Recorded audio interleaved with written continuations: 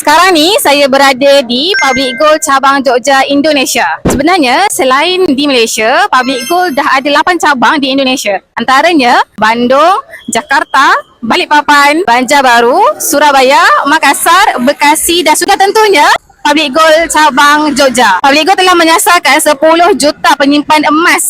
Dan untuk maklumat tuan-puan, 1 gram Indonesia sangat cantik. Dan design ni tuan-puan boleh hanya dapatkan di Indonesia sahaja. Bagi Indonesia boleh menyimpan emas di akaun PYE, Public Gold. Manakala warga Malaysia boleh simpan emas di akaun JAP serendah RM100. Hari ini kami melawat Bank Jogja Public Gold. Saya ambil peluang untuk keluarkan 1 gram batik Toraja dan 1 gram batik Enggang. Jadi tuan-puan boleh mula simpan emas di Public Gold, daftar akaun secara percuma dan terus bermula serendah RM100 atau ikut bajet tuan-puan masing-masing. Dan tuan-puan boleh sahaja tambah simpanan walaupun di mana tuan-puan berada, sama ada Malaysia, Indonesia ataupun luar negara sekalipun. Untuk bermula, tuan-puan boleh rujuk pin post di profil saya, cara daftar akaun Public Gold secara percuma, kemudian saya akan bantu tuan-puan sebaiknya.